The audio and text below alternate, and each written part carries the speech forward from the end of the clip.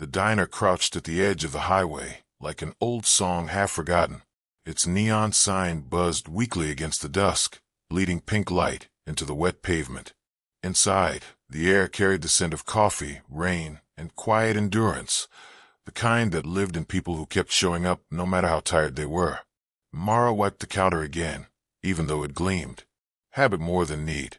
12 hours on her feet had carved a dull ache into her shoulders. She didn't mind the ache. It kept her from thinking too long. The hum of the refrigerator, the clatter of dishes, the low murmur of truck radios drifting through the open window. These were the things that held her together. At the far booth sat 5 bikers, heavy-shouldered men with weathered hands and tired eyes. Their leather vests bore the emblem everyone in town whispered about, Hell's Angels. Yet there was no menace in them tonight, only stillness, a grounded, deliberate peace that came from living too close to loss for too long. Mara moved quietly among them, refilling coffee, clearing plates, offering shy smiles. They never said much, but one of them, the older one with silver threaded through his beard, always tipped too much and spoke gently. His name was Cal. She liked the way he said thank you, not out of habit, but as though he meant it. The bell above the door rang, sharp as a snapped wire. Mara froze. She didn't need to look. She knew the rhythm of those boots. Rex. He filled the doorway like bad weather, tattoos crawling up his arms, eyes slick with whiskey and hate. Well, if it isn't my runaway waitress, he said, voice soaked in mockery. Mara's pulse jumped. You shouldn't be here. Why not? He asked, stepping closer. You think you're too good for me now, serving coffee to these leather freaks. The word hung in the air, brittle as glass. Cal looked up, slow and steady, spoon resting on his saucer. He didn't speak. He didn't have to. His silence was a warning older than words. Rex smirked and leaned across the counter. Let's see who helps you now, he whispered, then yanked hard on her shirt. The fabric tore, the sound sharp enough to make every man in the diner still.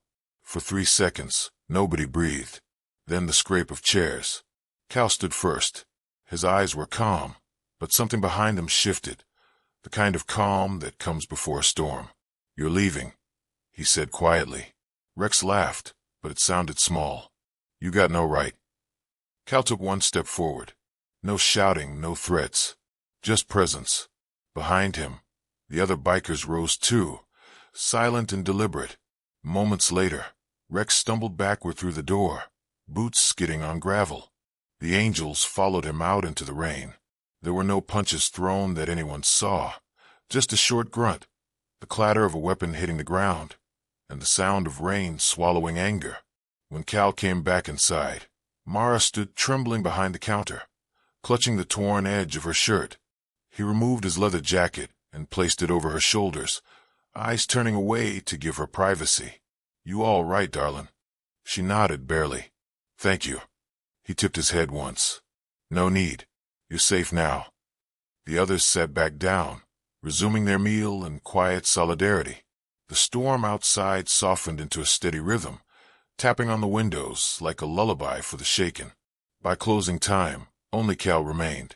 He offered to wait, so she wouldn't walk home alone. She told him it wasn't necessary, but he stayed anyway. When the lights dimmed, he sipped black coffee while she wiped the tables. You didn't have to step in, she said finally. Cal looked at the rain streak glass. Yeah, I did. He slid his helmet across the counter to her. Inside, scratched into the rim, were 4 words. Ride for those you've lost. She traced the letters softly. Your wife. He nodded. And my boy. Long time ago. The silence that followed wasn't awkward. It was understanding.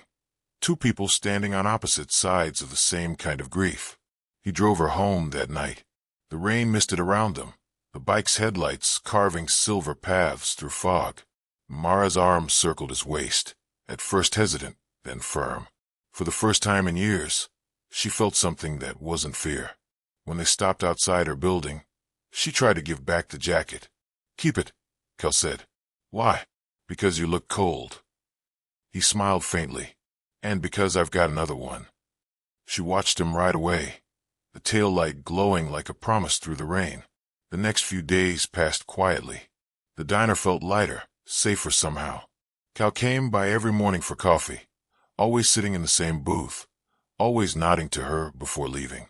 The small talk between them began to grow roots, about the weather, the road, small-town gossip. She even laughed once, the sound surprising them both.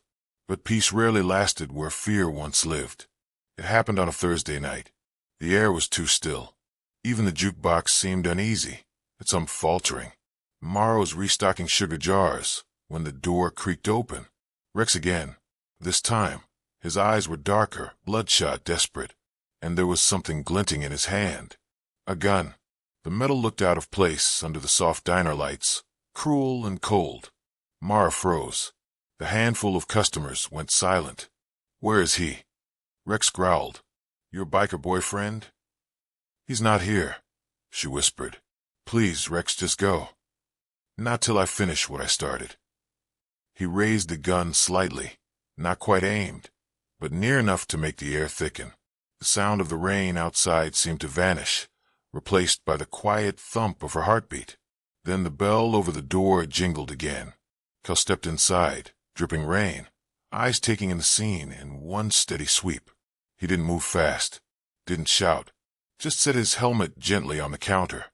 "Rex," he said evenly, "you don't want to do this." Rex's laugh came cracked and hollow. "Stay out of this, old man. She ruined my life." Cal's gaze softened, strangely. "No, you did that yourself." The bikers from earlier nights began filtering in, one by one, like ghosts drawn by thunder. None carried weapons, only presence, large, unmoving, unafraid. Cal took a step forward. "You see all these men? They've lost things too. Brothers, sons. We all got ghosts, but we don't go making new ones." Rex's hand shook. For a moment, he looked like a man remembering what it was to be small. "She left me," he muttered, voice breaking. "She said I wasn't worth saving." Mara swallowed hard. "I said I couldn't save you if you didn't want to be." The gun wavered, lowering an inch. Cal's voice dropped to a whisper. "That's it. Let it go, son." Outside, lightning flashed, white across the wet asphalt. The sound of rain returned, steady as breathing. Rex stared at the gun, then at his trembling hands, as if realizing how much of himself he'd lost trying to hold power he never had. Finally, he let it fall. The clatter echoed through the diner. One of the bikers stepped forward, kicking the weapon gently out of reach. Cal picked it up, checked the chamber, and set it on the counter. No grand heroics, no applause, just relief. Rex sank into a booth, covering his face. Mara stood still. Tears she didn't know she'd been holding finally breaking free.